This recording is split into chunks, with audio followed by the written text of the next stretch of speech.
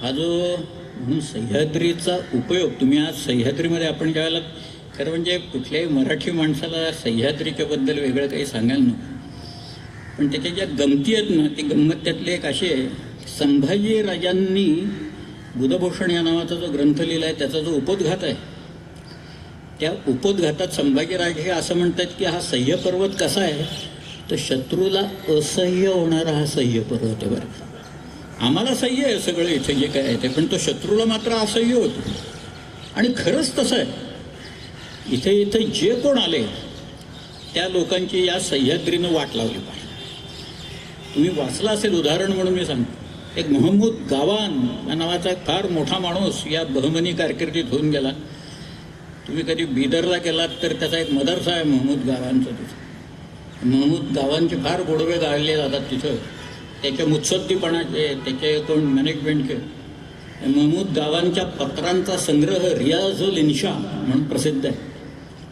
आणि त्या रियाजुल इन्शामध्ये त्यांनी वर्णन केलेलं आहे सगळं. त्याच्यात तो म्हणतोय सह्याद्रीचे ते सगळे डोंगरदऱ्या आहेत त्या भयंकरच आहेत असं म्हणतो तो सगळं. हे काही खरं नाही इथलं सह्याद्रीचं. आमचे जेवढे लोक गेले तेवढा सगळ्यांना त्रास दिला. या सगळ्या सह्याद्रीने त्रास दिला, इथल्या डोंगरदऱ्यांनी दिला, नद्या नाल्यांनी म्हणजे भयंकर आहे ते सांगेनच मी. पण महमूद गावान सह्याद्रीच्या दऱ्याखोऱ्यांचं, इथल्या डोंगरदऱ्यांचं कौतुक करतो. त्याला त्रास झाला असेल पण शेवटी कौतुकच आहे ना आमचं. शिवाजी महाराजांच्या पत्रात शिवाजी महाराज म्हणतायत, औरंगजेबाच्या अधिकाऱ्यांना त्यांनी पाठवलेलं पत्र आहे. त्या पत्रात ते म्हणतायत की माझा मुलूक हा असा आहे, डोंगर दऱ्याने भरलेला आहे, इथे 40 किल्ले आहेत, इथं आमच्या नद्या नाल्या आहेत सगळ्या, सह्याद्री आहे, सह्याद्रीत 40 किल्ले माझे आज आहेत. इथं अफजल खान आला त्याची अवस्था मी काय केली तुम्हाला माहिती, इथं शाहिस्ते खान आला त्याची अवस्था काय केली माहिती. तुम्ही तो जिंकायची भाषा करता. आमच्या सह्याद्रीत कल्पनेचा वारू चालवणं देखील अवघड आहे. समंदे तलाश बेकयास म्हटले, इथं कल्पना करणंच अवघड आहे सह्याद्री घेणं. स्वतः शिवाजी महाराजांनी पर्शन पत्र लिहिलेलं आहे नीलप्रभूचं, त्या पत्रातले उल्लेख आहेत.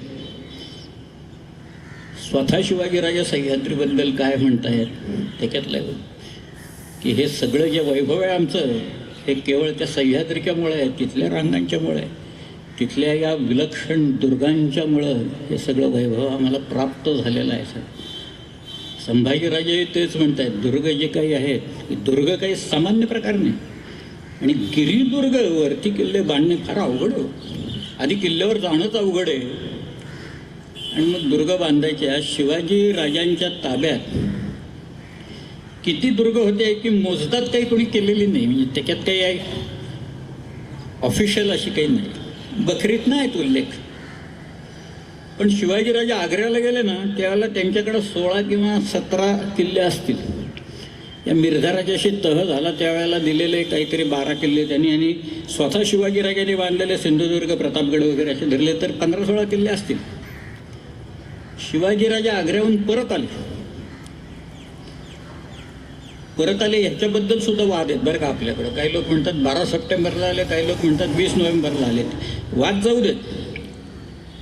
पण स्वराज्य काय करत होतं त्यावेळेला, स्वराज्याची वृद्धी होत होती का स्वराज्य खंगत चाललेलं होतं. एक बाई बसली होती, मुलाची वाट बघत बसली आहे. त्या बाईचं वय किमान 62 वर्षाचं असेल, त्यावेळेला 62 असेल जिजाऊ साहेबांचं वय. जिजाऊ साहेब आणि शहाजीराजांना एकूण 6 मुलं झाली. त्यातला सगळ्यात थोरला मुलगा संभाजी जगला, मधली 4 मुलं वारली, सगळ्यात शेवटचे शिवाजी महाराज झाले.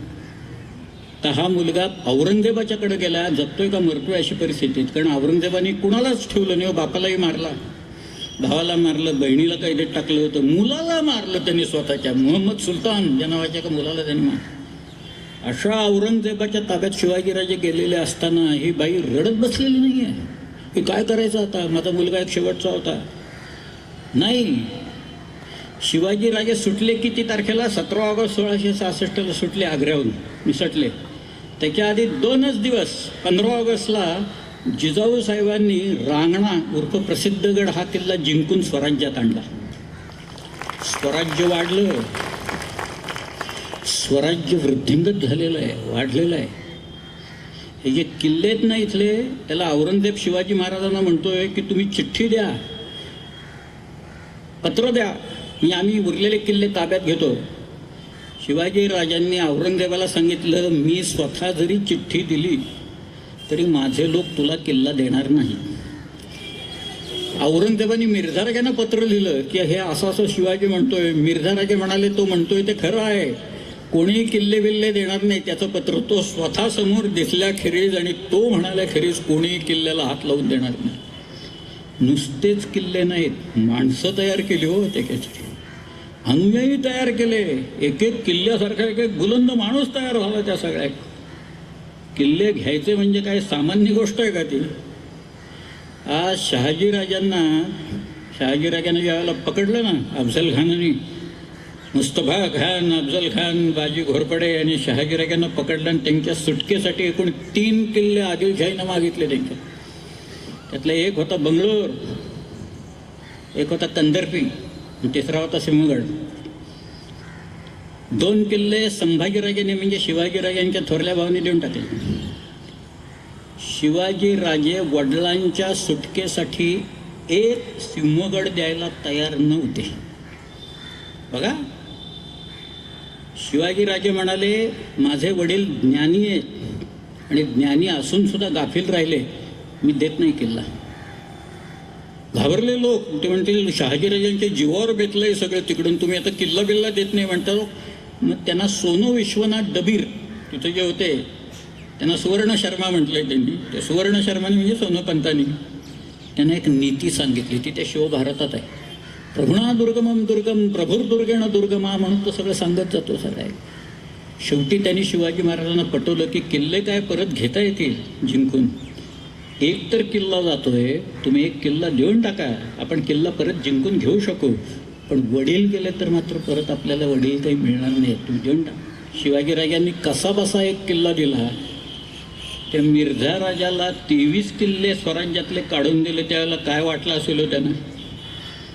तुम्ही कल्पना करा, ह्या सगळ्या ज्या गोष्टी आहेत त्याच्यातला भावुकता मी म्हणत नाही, पण एखाद्या किल्ला घ्यायचा, आज किल्ल्यावर जायचं, ढाल तलवार घेऊन जायचं, रोपवेनं नाही जायचं, चालत जायचं, वरती लढाई करायची, किल्ला जिंकायचा आणि मग त्या किल्ल्याची व्यवस्था लावायची. याला फोर्ट मॅनेजमेंट असं म्हटलेलं आहे. ही नीती आहे शिवाजी महाराजांची. तुम्ही आज्ञापत्र काढून बघा. आज्ञापत्र म्हणजे शिवाजी महाराजांचा जो अमात्य आहे, रामचंद्रपंत अमात्य, अहो याने किती छत्रपती पाहिले रामचंद्रपंतांनी? 5 पाहिले. रामचंद्रपंत अमात्यांनी कोल्हापूरच्या संभाजीराजांना एक नीती सांगितली. कारण संभाजीराजे त्यांना असं म्हणाले की आमच्या शिवाजीराजांनी, थोरल्या कैलासवासी स्वामींनी हे गडावरूनच निर्माण केलं, नूतन सृष्टीच निर्माण केली. ती कशी केली आणि काय केलं त्यांनी आम्हाला सांगा सगळं. त्याच्यात एक दुर्गांवर प्रकरण आहे. शिवाजीराजांनी केलं तो असं म्हणतोय, मी आता सगळं सांगत नाही, पण आपल्या बुद्धिवैभवे व पराक्रमे कोणाची गणना न करता कोणाची तुंबळ युद्ध करून रणास आणले, कोणाचे दर्शनास गेले, कोणास आपले दर्शनास आणले, कोणास परस्पर मित्रभेद केले, कोणास परस्पर कलह लावून दिले, असे ज्या ज्या उपाये जो जो शत्रू आकळावा त्या त्या उपाये तो तो शत्रू पादाक्रांत करून साल्हेरी ऐवंतापासून चंदी कावेरी तीरापर्यंत निष्कंटक राज्य, शतावधी दुर्ग, 40,000 पागा, 60-70 हजार शिलेदार, 2 लक्ष पदाती, ऐशी केवळ नूतन सृष्टीच निर्माण केली की ज्या राज्यावरील औरंगजेबासारखा मातब्बर शत्रू चालवून आला असता हतप्रभवून यमाला श्रेयास गेला, ते हे राज्य शिवाजी महाराज. ते सामान्य राज्य नाही आहे. एवढं सगळं करावं लागतं, उद्योग करावे लागतात, उद्योगशील असावं लागतं. परस्पर कलह लावून दिले म्हटले बघा त्याच्यात. कोणाचे मित्रभेद केले म्हणजे हा त्याचा मित्र आहे ना फोडा. आमचे लोक फक्त तेवढंच शिकले, बांधायला काही शिकलेच नाहीत, किल्ले बिल्ले वगैरे सगळे. मित्रभेद करायचं वगैरे म्हटलं ते छान आहे म्हणाले, आम्हाला तेवढंच करू आम्ही. आता नूतन सृष्टी कुठे गेली मग शिवाजीराजांनी निर्माण केली? ही नाही करता आली लोकांना इथं निर्माण. पण हे जे केलं त्याच्यात दुर्गांचं एक प्रकरण आहे, दुर्गवर्ग. त्याच्यात तो रामचंद्रपंत असं म्हणतो, आणि तो फार भारी आहे माणूस. तो त्या सगळ्यात तो जो काय त्याचं चॅप्टर आहे त्यातलं सगळं सार एका वाक्यात सांगून जातो सुरुवातीला. त्याच्यात तो असं म्हणतोय, संपूर्ण राज्याचे सार ते दुर्ग. दुर्ग नसता परचक्र येताच प्रजा भग्नवून देश उद्ध्वस्त होतो. आणि यापूर्वी जे राजे झाले त्याने दुर्ग बांधून देश शाश्वत करून घेतला.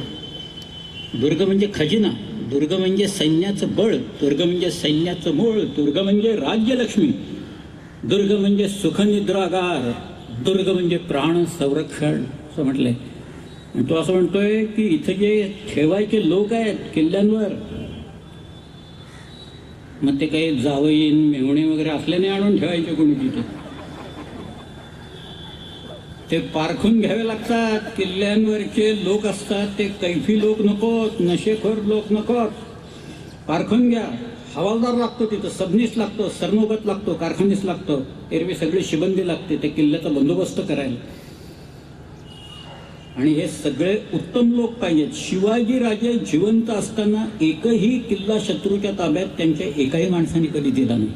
त्याचं कारण असं आहे, त्या आज्ञापत्रात लिहिले की जर काय एखादा हवालदार म्हणजे किल्लेदार फितूर आहे असा संशय जरी आला, संशय, त्याला कुटुंब कबिल्यासकट पकडून आणायचा आणि त्याचा गुन्हा साबित झाला तर त्याचं मुंडकं मारायचं आणि ते गडोगडी फिरवायचं. परत असा गुन्हा करायला कोणी तयार होणार नाही, कोणीही केला नाही, एकही उदाहरण नाही. ते कसं करणार हो, मुंडकं आपलं फिरतंय सगळीकडं, लोकांना कसं काय आवडेल त्या सगळ्याचं, एकाही माणसाने केला नाही. पण हे जे लागतंय, मी सांगत होतो की जिजाऊ साहेबांनी एक किल्ला जिंकून घेतला. 17 किल्ले होते, 18 किल्ले झाले होते. महाराज परत आल्याच्या नंतर राजांना आनंद झाला की रे आपल्या अनुपस्थित स्वराज्य वाढलं. आईनं मला जे शिकवलं ते स्वतः तिनं करून दाखवलंय, ते माझ्या आईनं करून दाखवलंय. ते सगळ्या जिजाऊ साहेब स्वस्त बसलेले नाही आहेत. ही परिस्थिती 3.5 वर्ष पुढची, 3.5 वर्ष. 4 फेब्रुवारी 1670 नंतर शिवाजीराजांनी हे गेलेले किल्ले परत घ्यायला सुरुवात केली. आणि पुढच्या 8च वर्षात शिवाजी महाराजांच्याकडे किती किल्ले असतील अशी आपली कल्पना आहे. हे 17 आणि 18 किल्ले होते ते 70 ते 78 पर्यंत शिवाजी महाराजांच्या ताब्यात साल्हेरपासून जिंजीपर्यंत 260 किल्ले होते.